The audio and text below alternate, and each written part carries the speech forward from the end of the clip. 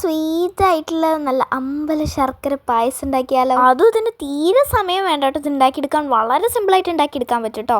ആദ്യം തന്നെ നമ്മൾ ഉണക്കലരി എടുത്തിട്ട് അത് നന്നായിട്ട് കഴുകി വൃത്തിയാക്കിയിട്ട് ഒരു കുക്കറിൽ ഒരു 4-5 വിസിലിന് നല്ല വേവിച്ചെടുക്കും. അതിനുശേഷം ഒരു പാനിൽ കുറച്ച് ശർക്കര ഇട്ടിട്ട് നന്നായിട്ട് ഒന്ന് ലായനിയാക്കി നല്ല ഉരുക്കിയെടുക്കാം കേട്ടോ. ഇവിടെ എനിക്ക് ഏട്ടന് തേങ്ങ ഇല്ലാതെയാണ് പായസം ഉണ്ടാക്കുന്നത്. അങ്ങനെ കഴിക്കുന്നത് തന്നെ ഭയങ്കര ടേസ്റ്റാണ്. എനിക്ക് ശരിക്കും തേങ്ങ ഉള്ളതും ഇഷ്ടമാണ്, പക്ഷെ കൂടുതൽ ഇഷ്ടം തേങ്ങ ഇല്ലാത്തതാണ് കേട്ടോ. അപ്പം അമ്മയ്ക്ക് കുറച്ച് മതി. അപ്പം അമ്മയ്ക്ക് കുറച്ച് തേങ്ങ ഇട്ടിട്ട് മാറ്റി വയ്ക്കുന്നുണ്ട്. നമ്മൾ വേവിച്ച് വെച്ച അരിയിലേക്ക് പതുക്കെ നമ്മുടെ ശർക്കര ലായനി ഒഴിച്ചിട്ട് നന്നായിട്ടൊന്ന് മിക്സ് ചെയ്ത് കുഴച്ചെടുക്കാം കേട്ടോ. ഒന്ന് മനസ്സിലായി. സത്യം പറഞ്ഞാൽ തേങ്ങ ഇട്ടതാണ് ഇതിനെക്കാട്ടും ടേസ്റ്റ് കൂടുതൽ കേട്ടോ. ഞാൻ വെറുതെ ടേസ്റ്റ് ചെയ്ത് നോക്കിയാണ് എനിക്ക് തേങ്ങ ഇട്ടതാണ് കൂടുതൽ ഇഷ്ടപ്പെട്ടത്. അപ്പം ഞങ്ങളുടെ പായസം വേറെ മാറ്റി വെച്ച് കൊടുക്കുന്നുണ്ട്. അമ്മയുടെ വേറെ ചെമ്പിൽ ഇത്തിരി അതിലേക്ക് കുറച്ച് നാളികേരം അരിഞ്ഞിട്ട് ഇതുപോലെ ഇട്ടെടുക്കുക. ശരിക്കും നമ്മുടെ ഈ കരിക്കിൻ്റെ നാളികേരല്ലേ, അതാണ് ശരിക്കും ഇതിന് വേണ്ടത്. നല്ല ടേസ്റ്റാട്ടോ.